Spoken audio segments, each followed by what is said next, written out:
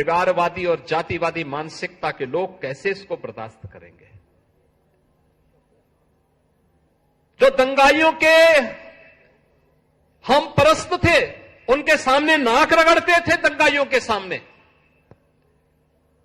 आज जब दंगाई अपने बिल के अंदर घुस चुका है और जो घुसना नहीं चाहता था उसको जबरदस्ती नाक रगड़ करके आज प्रदेश को दंगा मुक्त करने का कार्य किया, तो उसके जितने भी हमदर्द थे वे सब परेशान हो उठे हैं, क्योंकि उन सब की आजीविका पर इसका बुरा असर पड़ गया है।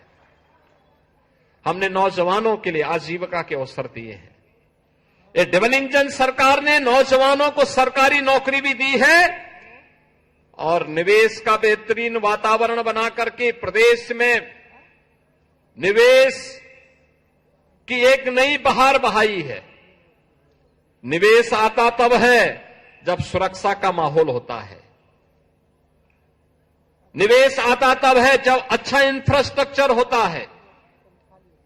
निवेश आता तब है जब स्केल को स्किलिंग में बदल करके नौजवानों को उन्हीं के गांव में, उन्हीं के जनपद में, उन्हीं के क्षेत्र में, उन्हीं के प्रदेश में नौकरी की सुविधा प्राप्त होती है।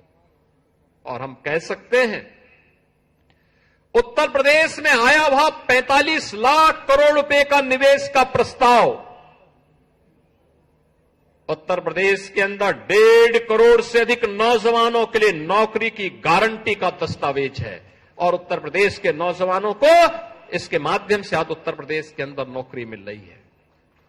आप जाइए ना, फर्टिलाइजर हो या एम्स, आपको देखना है गीड़ा से लेकर के धूलियापार तक आज एक लंबी श्रृंखला उद्योगों की लग चुकी है। यहीं के नौजवान को यहीं पे स्किल डेवलपमेंट करते हुए नौकरी और रोजगार की सुविधा प्राप्त हो रही है। कोई सोचता था 4 लेन की कनेक्टिविटी होगी बरगदवा से नकहा के बीच, नकहा से स्पोर्ट्स कॉलेज होते मोदीपुर तक, फर्टिलाइजर तक, एयरपोर्ट से लेकर के सुनौली तक,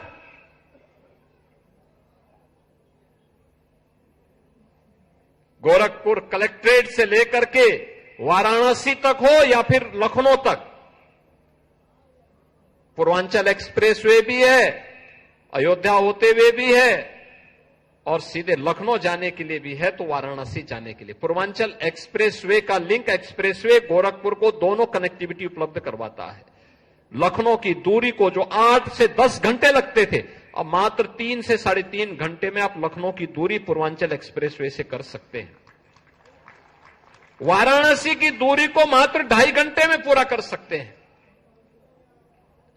इतनी अच्छी सुविधा प्राप्त हुई है। रामगढ़ ताल ये माफियाओं को और मच्छरों को पनपाने का कभी एक केंद्र हुआ करता था, आज गोरखपुर को एक नई पहचान दे रहा है। वह पहचान है विकास की, स्किल मैन पावर के एक नए केंद्र के रूप में गोरखपुर के नौजवानों के मन में, पूर्वी उत्तर प्रदेश के नौजवानों के मन में विकसित भारत की संकल्पना के साथ आगे बढ़ने का जो जज्बा है, उस जज्बे का केंद्र बिंदु ये विकास दिखाई दे रहा है। और उसी विकास के साथ जोड़ने के लिए आज हम सब आपके बीच यहां पर आए हैं। मुझे प्रसन्नता है कि जैसा इंफ्रास्ट्रक्चर यहां पर है, ऐसे ही अयोध्या में, ऐसे ही लखनऊ में, ऐसे ही कानपुर में, ऐसे ही प्रयागराज में, ऐसे ही मिर्जापुर, ऐसे ही आजमगढ़, ऐसे ही वाराणसी, ऐसे ही बुंदेलखंड में भी और पश्चिमी उत्तर प्रदेश में भी आपको देखने को मिलेगा।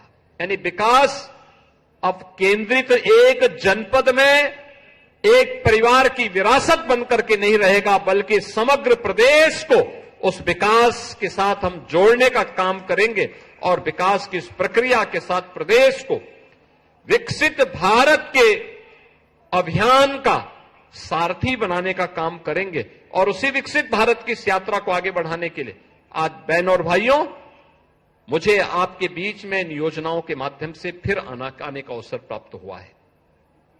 एक अवसर है हम सबके सामने। याद करना, जब भी विकास की प्रक्रिया आगे बढ़ेगी तो परिवारवादी और जातिवादी ताकतें फिर से सिर उठा करके अव्यवस्था पैदा करने का प्रयास करेंगे,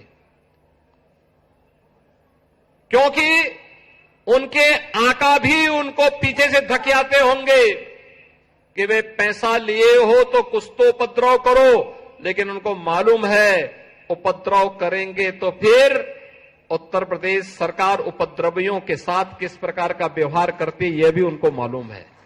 अब उत्तर प्रदेश उपद्रव प्रदेश नहीं, उत्सव प्रदेश है, उत्सव प्रदेश। कोई सोचता था प्रयागराज में माघ मेला,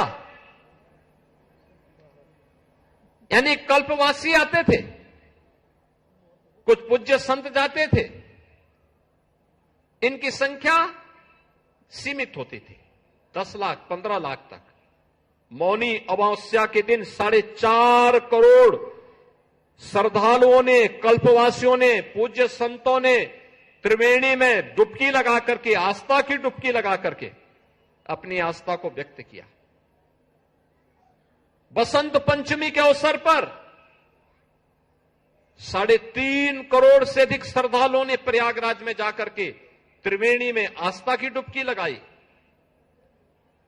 निरंतर वहां पर श्रद्धालु देश और दुनिया से आ रहा है, क्योंकि उसे मालूम है कि डबल इंजन की सरकार उसे सुरक्षा भी देगी, सुविधा भी देगी। और सुरक्षा और सुविधा की एक गारंटी क्या मिली?